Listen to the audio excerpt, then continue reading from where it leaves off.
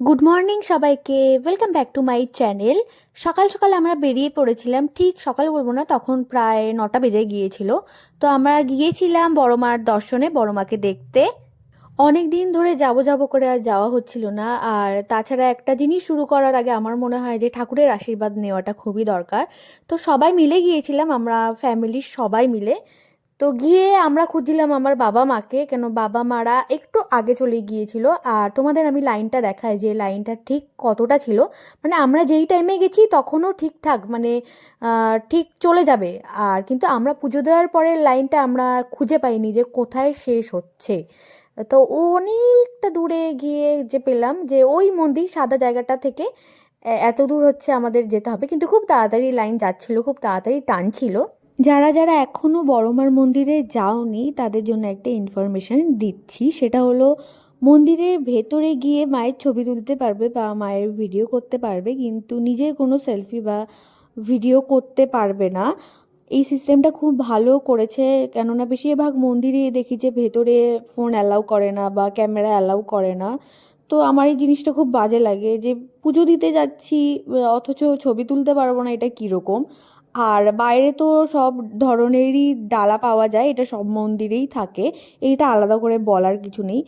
আর এই গেটটা থেকে ঢুকতে হবে, এই গেটটা থেকে ঢুকে ভেতরে আবার কী সব প্যাঁচানো প্যাঁচানো সিস্টেম করেছে, সেই রেলিংয়ের মতো সে ঘুরে ঘুরে ঘুরে ঘুরে ঘুরে ঘুরে গিয়ে তারপরে মন্দিরের ভেতরে ঢোকা যাচ্ছে। কিন্তু খুব তাড়াতাড়ি যাচ্ছিল, আমরা আধা ঘন্টা দাঁড়িয়েছিলাম কিন্তু তার মধ্যে ভেতরে চলে গিয়েছিলাম আধা ঘন্টার মধ্যে, এতটাই ফাস্ট গিয়েছিল। এমনি জমি দেখি দেখি মুখটা দেখি।